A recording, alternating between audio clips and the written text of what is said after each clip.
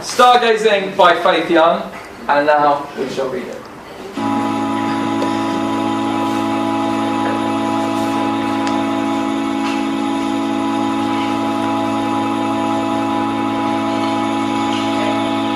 Magnitude Astronomy Society gathers for a stargazing night. It's November and a cold night. Telescopes and binoculars at the ready. Matt is the president of the society in his late 30s. Jenny is his girlfriend, about 5 years his junior. Joe is the society's oldest member in his 80s. His granddaughter Ruth, in her mid-20s, is the youngest. Several other members mingle around. Matt is squinting through a large pair of binoculars. And we'll see Orion's rising shortly in the east. Rigel in the hunter's right shoulder should be easily visible, followed by... Like it does every time at this time of year. Hey, Matt, tell us something we don't know. OK, Joe, we have some new members here tonight. OK, everyone, so let's see what we can see through our binoculars. Rigel's a good one to start with. General rustling of coats, lifting of binoculars, pointed gloved fingers. Matt and Jenny pull away from the group. Matt, you have to make allowances for Joe. Why? Well, he's old. He's been sweeping the skies for years, and he's been a member for decades. And he's cantankerous and rude. Makes me feel a right idiot without so much as fiddling with the focus on his telescope. Hey, you might get old yourself one day. Ease up on him. He doesn't get out much now, and you've just got to let it go. Life's too short. OK, seeing as it's you. Matt pecks Jenny on the cheek and curls her with a bare hug of affection. The group turn expectantly to Matt, waiting to be told about the next object in the sky. And so we can now turn to see Ursa Major, or the Plough, or the Big Dipper, as it's called in the States. Typical yonks. Can't leave it alone when it has a perfectly good name. They have to muck about with it. Gramps, why do you have to say that so loudly? People can hear. I doubt they can hear me over in America, Ruth. They wouldn't understand me Yorkshire accent. I say, my friend, I heard you just then. Can't say I agree with you. And what's it got to do with you? Let me introduce myself. My name is Robert, and I am visiting from the States. And that constellation is the Big Dipper to me and around 200 million other Americans. Of course. I'm sure Gramps was just joking. So what are you doing over here then? Visiting family. Always liked the night sky, though. England's great because I am familiar with the constellations.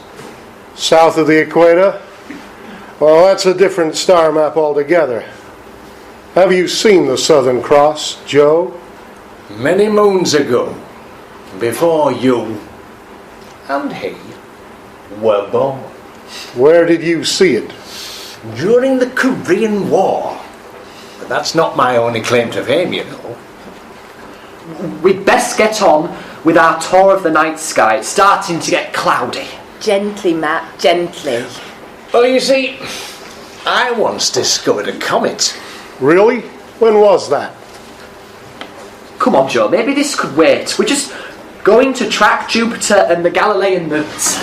Well, about 20 years ago, only some blokes in the States got there first. Ah, I see. And you, sir, you lead this band of comet discoverers? Not intentionally. Please, come over and see Jupiter. We can even see the famous 4 moons just before the clouds come over. Matt and Robert move away. Gramps, why do you have to be so irritable? It's really embarrassing. Not for me, it isn't. It's always the same. I fight in a ruddy war, and it gets forgotten in favour of the comet story. But you can't prove you found the comet. Gramps, that's why they didn't call it Comet Lefty. No, they call it Bale Hop or some daft double-barreled name. Hail Bop. Gramps, back in the 1995, it was spectacular. You were no but a nipper. But you're right. It was glorious. After the disappointment of Halley's Comet in 84, dull as ditchwater, that was, biggest letdown in stellar history. Why is it you and Matt never get on? Don't know what you're talking about. You and Matt. You always seem to be having a go at each other. Well, he reckoned he saw that Hale-Bop effort before me or the Yanks did. But then he were only a young lad with a basic telescope. Can't see how he could have done, really. But don't you have to go through a lot of red tape to say that you've seen a comet? Yep. And then it got a bit heated between me and Matt. Well, I think you're very alike in how you deal with things. Both stubborn. Both think you know more about the night sky than us. And against my better judgment, he was made our society president at the ripe old age of 38. He's good with people. And it makes it easy to understand for everyone. That's a matter of opinion. Joe and Ruth move towards the telescopes and the rest of the crowd.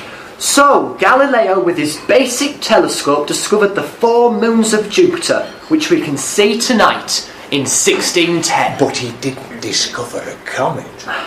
Joe, of course, you are quite right. Ruth and Jenny huddle closer together, slightly away from the rest of the group. How's it been?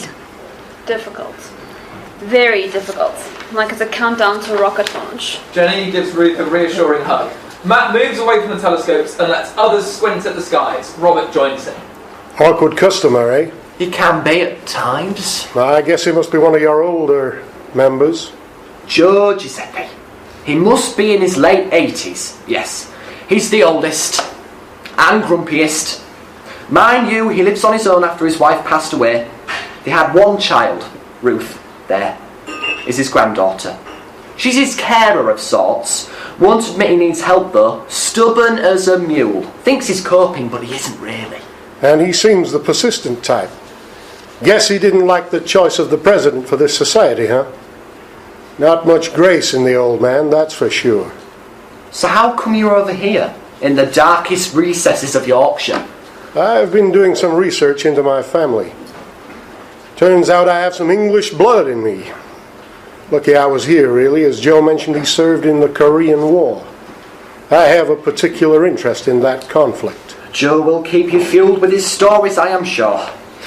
He'll be glad of an appreciative audience. Matt, we're going to have a hot drink now. I'll get the flasks. Great, I'll help.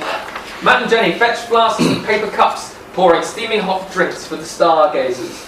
Gloved hands surround warm cups, fending off the cold of the November night. Robert acts as a hot drink go-between, handing the paper cups out to willing hands, including Joe's. Jenny also brings out a portable pop-up stool for Joe and gives it to Ruth with a slow wink. Here you go, Gramps. You can sit on this. And here's a hot drink. Maybe I'll sit down just this once. Bones not what they used to be. No comet spotting tonight, sir? Even if there was, we certainly don't need help from the Yanks. I guess not. I remember that comet, though. Shame you weren't able to claim it. It wasn't just Gramps who saw it. Matt did too. Ah, that makes sense. Which is more than I can say for you with your damn foreign accent. Well, I guess it's in the past now. And anyway, you've seen the northern and the southern hemisphere.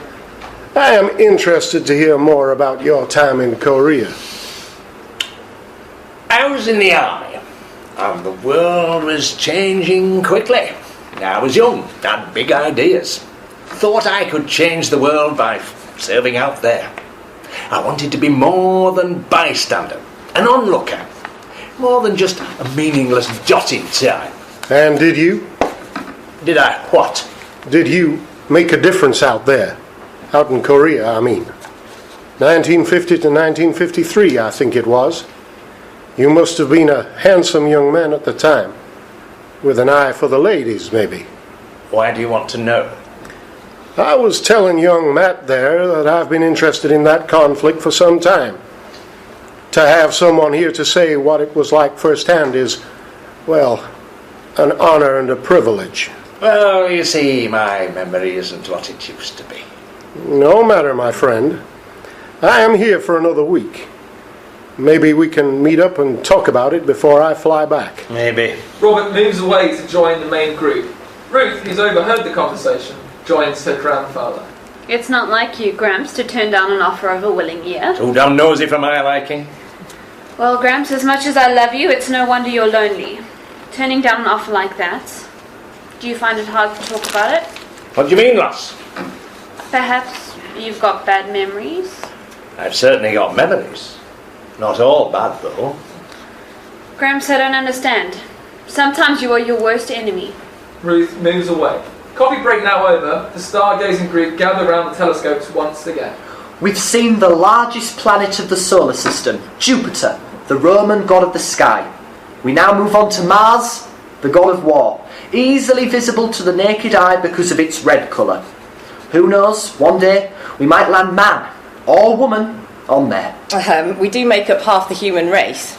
Mars has just 2 moons, whereas Jupiter has around 67, including the 4 we viewed earlier. Mars also has polar ice caps, sometimes visible through binoculars. Suddenly, Joe stands up off the stool, clutches his chest and slumps to the ground. Gramps, what's wrong? Matt, phone for an ambulance. There's no signal. There'll be signal on top of that hill. Can anyone do first aid? I've done basic first aid. Matt, you stay here. I'll phone for an ambulance. He's not breathing. Gramps, can you hear me? Gramps, please. Robert starts CPR and does so for the next few moments.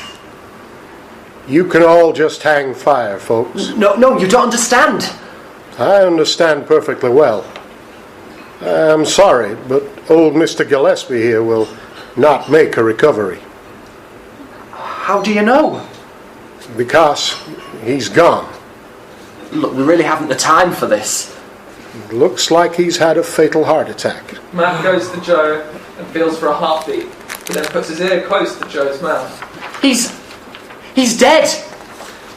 Like I said, he's no longer with us. It was quick and relatively painless. Jenny starts to edge away from the group and disappears into the darkness towards the nearby hill, clutching her phone in her hand. But Joe here had a good end, by many folks' standard. What on earth are you talking about?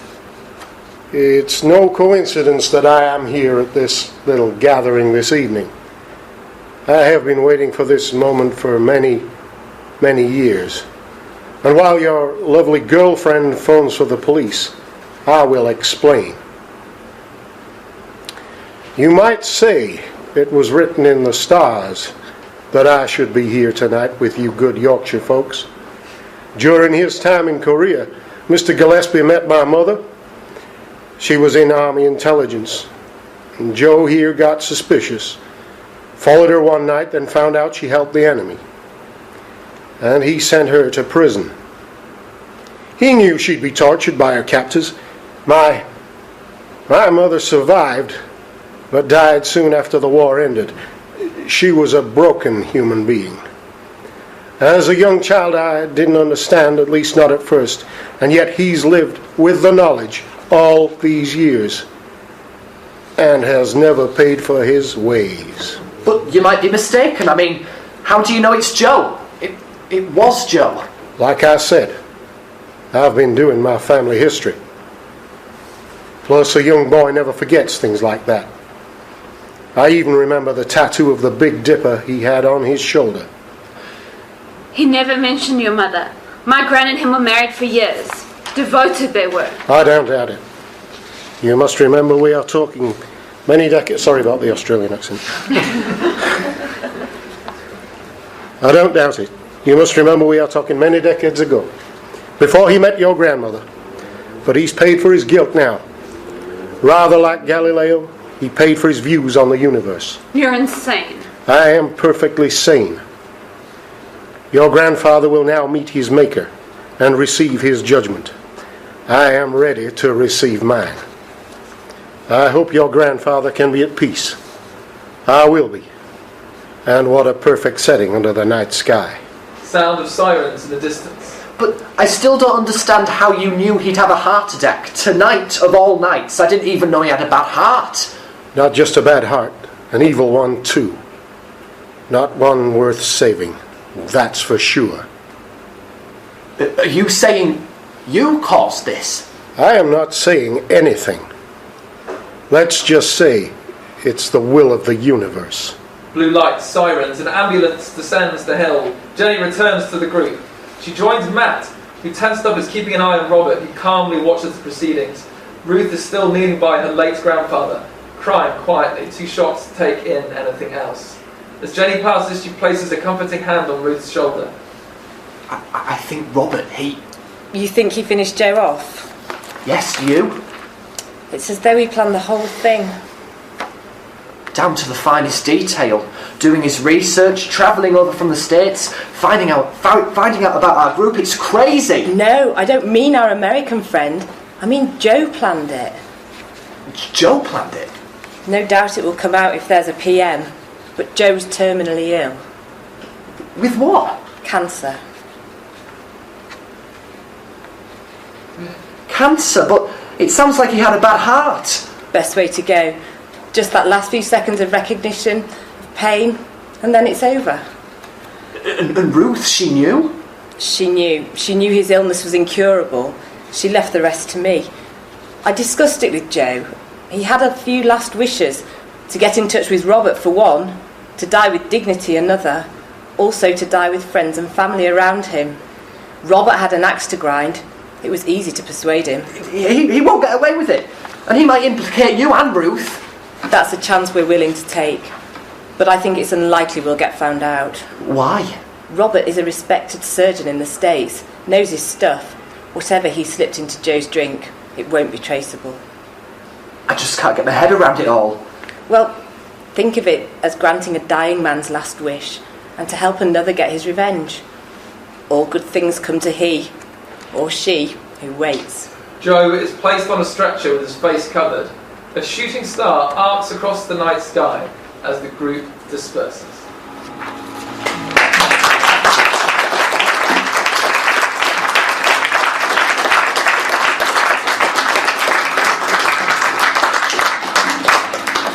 Well, that was great. I didn't think it was Australian Carl. I thought that was very good. It was like Johnny Cash, the Man in Black, had walked in.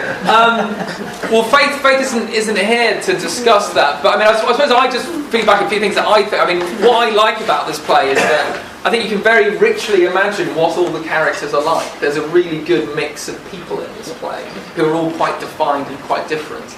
And it also goes in a very different direction as to how you expect it might do when the play starts. I don't think you really expect Joe to suddenly keel over and go, for there to be a conspiracy against it. So I think that it's interesting about what Ali mentioned at the beginning about structure and about sort of writers taking risks, and I think Faith did both of those things really nicely in this play. She took a risk and she took us in a different direction to what we expect. And it's lovely to have 5 actors on the table reading as well, which is great.